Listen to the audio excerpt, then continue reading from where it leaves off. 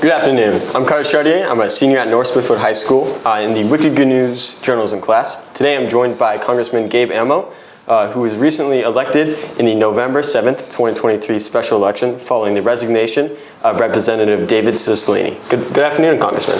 It's great to be with you, Karter. Thanks so much for reaching out to have this conversation. Right, of course.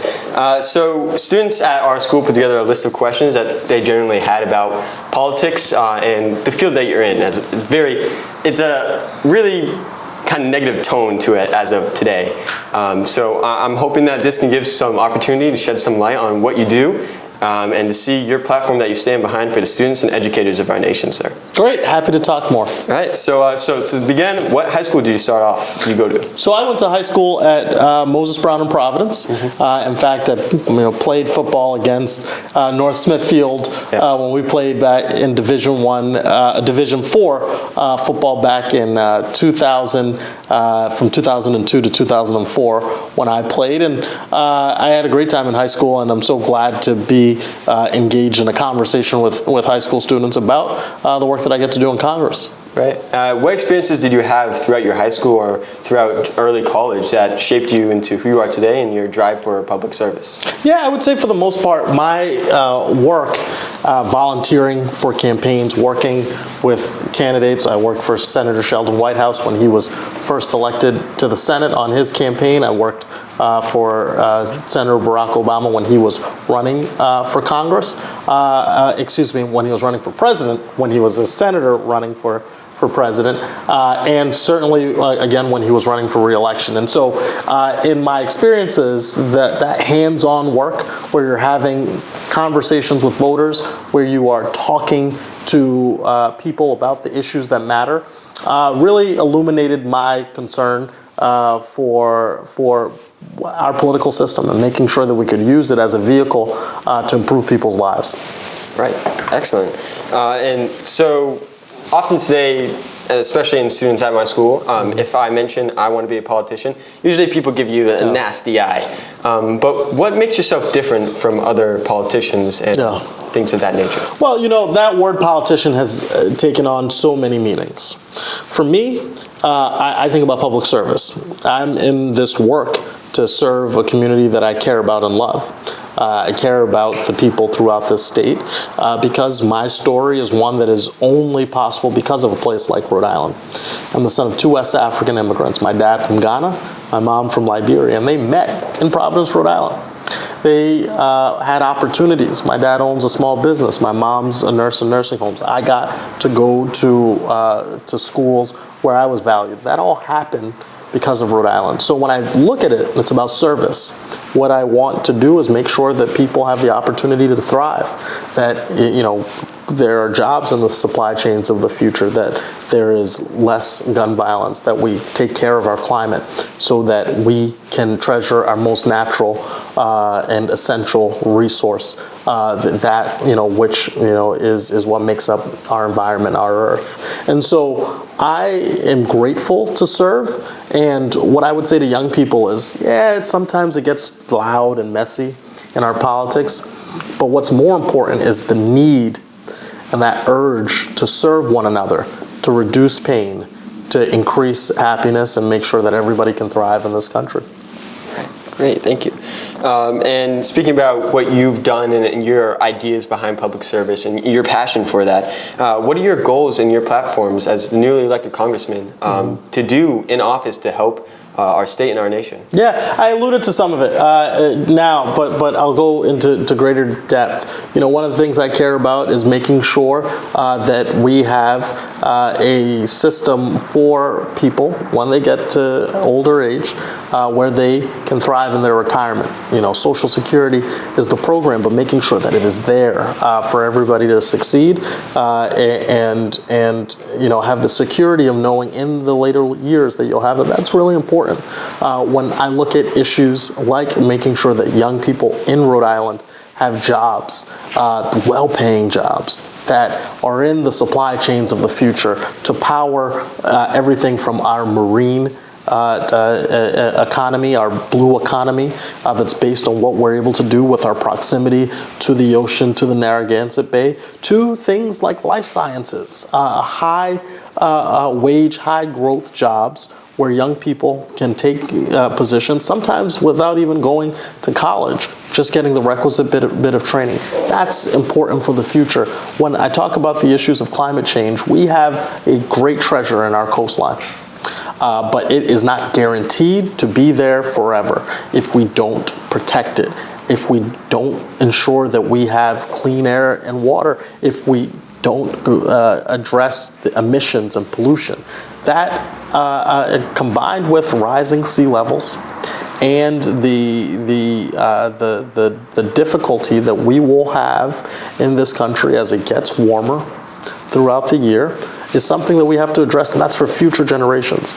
Educational affordability, that's a big issue. So I have a lot of things that are big and broad. And then there are things right here in Rhode Island, our housing crisis, our issues around the Washington Bridge, things that I want to fight for and fight for resources so that they come back to our state and everybody can benefit from them. Awesome. Thank you so much for that. And so what do you think is the importance of young people getting their voices heard? And what measures are you willing to take to make sure that you represent the students, especially young individuals and those students who are working jobs? And what are you going to do to represent their voices? Well, look, I think first off, it is important that young people take the opportunity as soon as they're able to vote. That's how you make your voice heard first and foremost. You know, as they say, if you don't get a seat at the table, you'll be on the menu. And how do you get a seat on the table? You show up and you vote in big numbers, not in small numbers, right? You need to move as a block. You need to move with intensity so that no one takes you for granted.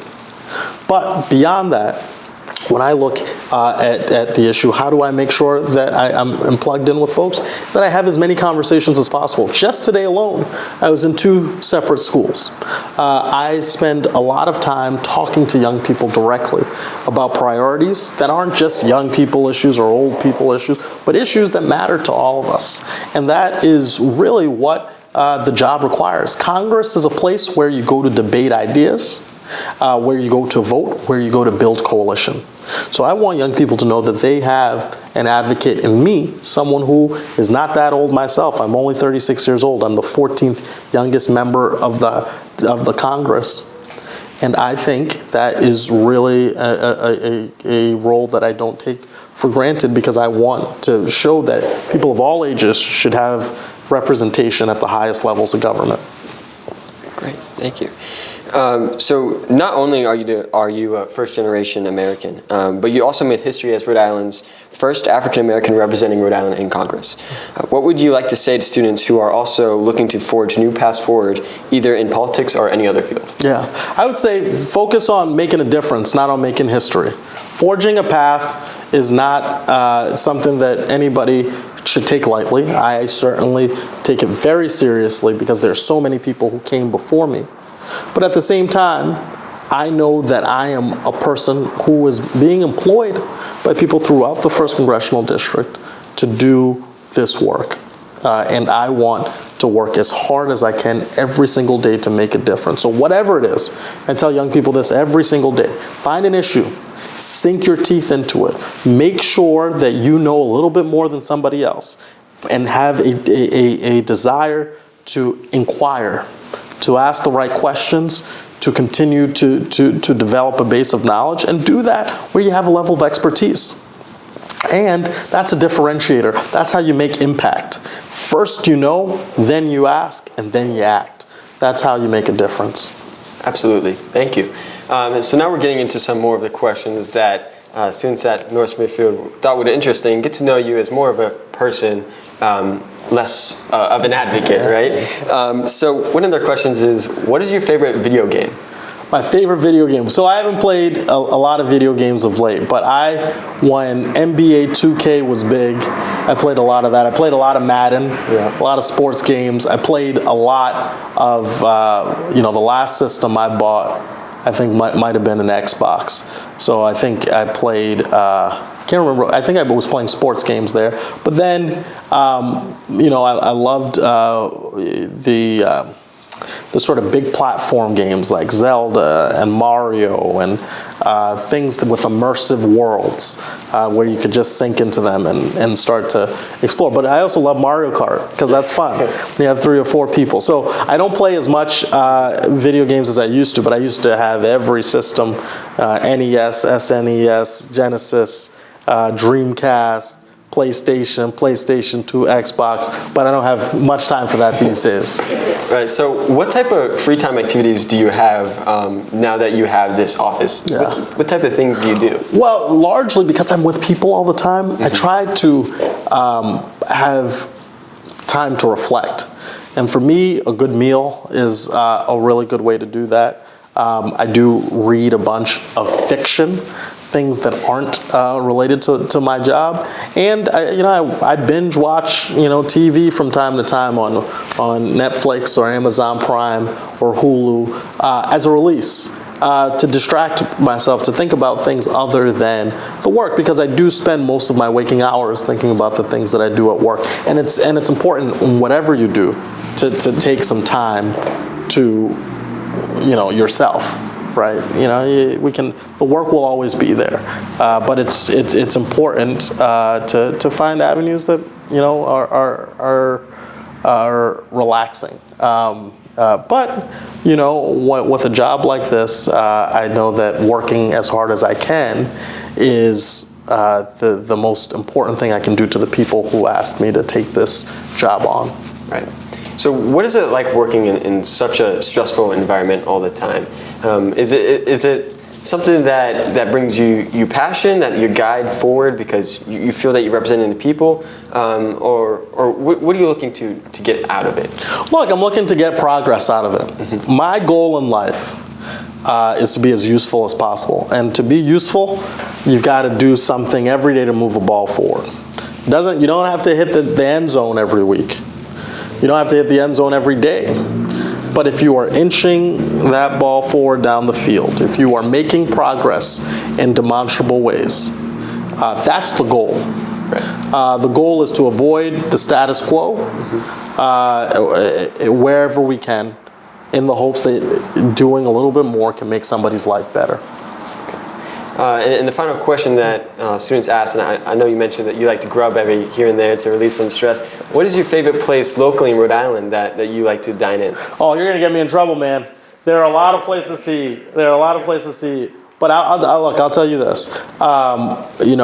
Whether it's the Modern Diner in Pawtucket for breakfast, whether it's Bywater in Warren for a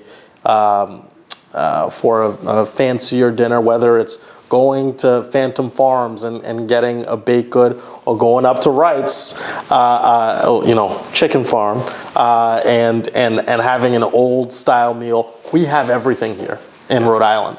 And so I'm really lucky to live here, to work for the people here, to be able to eat at its restaurants, and to have the support of its people that I get to serve every single day in the United States Congress. Right. Thank you, sir. And the final question that we have for you is, what would be your message to the students and the students of North Smithfield? What would you like to say to them? Yeah. Well, let me look directly at the camera. Look, students of North Smithfield, first thing, make sure you vote. The first chance you get, please make sure you vote. The second is what I said earlier. Find an issue, find a cause. Find something in Rhode Island that you really care about and dive in deep. And the third thing I would say is we need you. I'm counting on your success. North Smithfield is counting on your success. The whole state is counting on you. And I know you are going to do magnificent things, remarkable things, and I can't wait to clap you on. Take care.